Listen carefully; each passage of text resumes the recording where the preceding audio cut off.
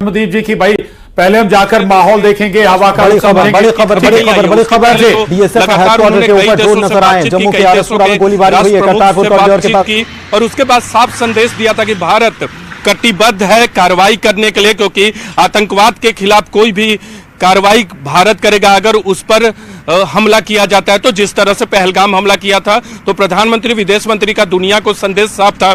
लेकिन इस वक्त जो आप लोग जम्मू, राजस्थान, पंजाब की आकाश में देख रहे हैं, ड्रोन हमले किए जा रहे हैं। कल 300 से 400 ड्रोन वैसे ड्रोन भेजे गए थे जो खुफिया जानकारी जुटा सके या फिर वो भारत की एयर डिफेंस प्रणाली जो है उसको चेक कर सके। 300 से 400 थे। इसके अलावा भटिंडा में एक यूएवी यानी आर्म्ड जिसपे जो धमाका कर सकता था, वो भटिंडा स्टेशन पे जो मिलिट्री स्टेशन है उसको टारगेट किया गया था, लेकिन उसको नष्ट कर दिया गया। उसके बाद भारत की तरफ से 4 यूएवी ड्रोन पाकिस्तान पे भेजा गया और उसी में से एक ने पाकिस्तान के एक बड़े शहर के, जो हमें जानकारी मिली है, उसके डिफेंस रडार सिस्टम को खत्म कर दिया। यानी लाहौर के बाद दूसरे शहर के बड़े डिफेंस रडार सिस्टम को भारत ने खत्म किया। अभी जो तस्वीरें आप देख रहे हो उसका माकूल जवाब भारत के डिफेंस सिस्टम की तरफ से दिया जा रहा है। भारत ने बार बार इस बात को दोहराया है कि अगर पाकिस्तान कार्रवाई कर जम्मू कश्मीर पर लगातार जम्मू कश्मीर पर सेलिंग कर रहा पाकिस्तान, कई ड्रोन के जरिए या कहीं ड्रोन भेजे गए। हालांकि उन ड्रोन्स को मार गिराया गया है, लेकिन कहा यह जा रहा था कि इनमें एम्युनिशंस नहीं, इनमें गोला बारूद नहीं है, लेकिन ये एक ट्रैप के तौर पर हो सकते हैं। ब्रह्मदीप जी कह भी रहे थे, इस बात को दोहरा भी रहे थे कि ये एक ट्रैप के तौर पर हो सकते हैं, पहले माहौल लेने के लिए भेजा जा सकता है। ब्रह्मदीप जी एक बात और भी आई थी कि भाई S-400 सिस्टम का जिक्र हुआ था और इससे पहले हमारे साथ एक और मेहमान जुड़े थे, वो जिक्र कर रहे थे रशिया यूक्रेन युद्ध का, कि रशिया के S-400 सिस्टम से यूक्रेन का एक पैसेंजर प्लेन टारगेट हो गया था और वो कई बार आपकी इमेज को बहुत ज्यादा डैमेज करता है। शायद इस बात का इंतजार हो रहा है क्या? जी बिल्कुल, देखिए बहुत महत्वपूर्ण सवाल किया है।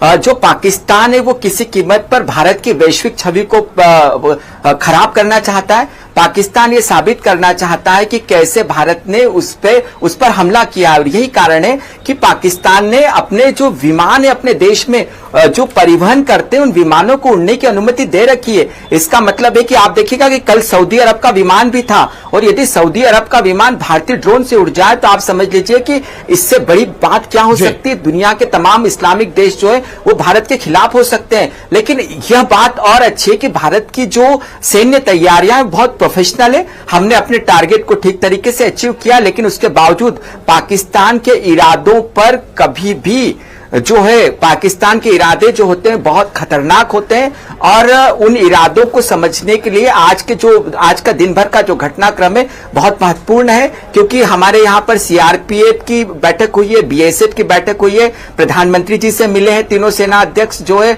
पुराने सेना अध्यक्ष मिले। इसका मतलब यह है कि भारत एक साझा रणनीति पर काम कर रहा है। 1971 में भारत ने जंग में को कैसे जीता था, उन अनुभवों को भी लिया जा रहा है। और इस सारी रणनीति की आवश्यकता इसलिए भी है क्योंकि हमारा दुश्मन जो है वो बहुत शातिर है, और जो दूसरा दुश्मन चीन है वो बहुत खामोश है। तो क्या वो खामोशी से पाकिस्तान की मदद करना चाहता है? क्या खामोशी से वो हथियार पहुंचा रहा है? और अभी तक जो रूस है वो भी खामोश है।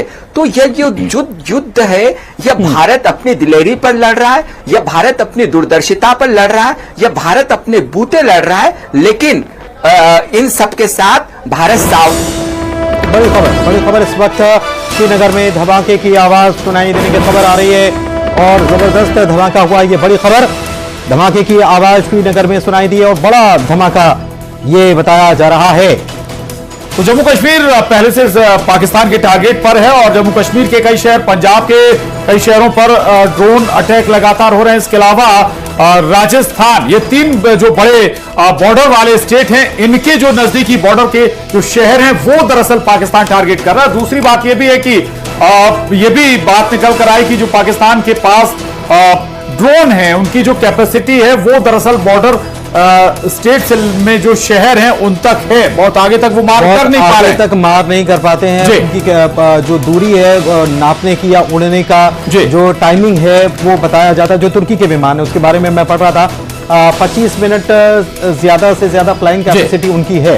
तो इस चीज को भी समझना है। लेकिन एक चीज और, मैं नूने साहब आपके पास आ रहा हूं और ये मैं समझना चाह रहा हूं, आपने कहा कि ये पूरी मैपिंग करने की कोशिश की जा रही है, कितनी तैयारी है हमास का इसके अंदर इन्वॉल्व होना और वही उसी तरीके का अटैक किया जाना, ये बताने की, ये समझने की कोशिश है कि अगर हम ऐसा करेंगे तो कैसा होगा। लेकिन इससे एक चीज और हम समझ सकते हैं कि आने वाले वक्त के लिए बड़ी तैयारी उधर हो चुकी है, तैयारी कर चुके हैं, तभी तो ये मैपिंग और ये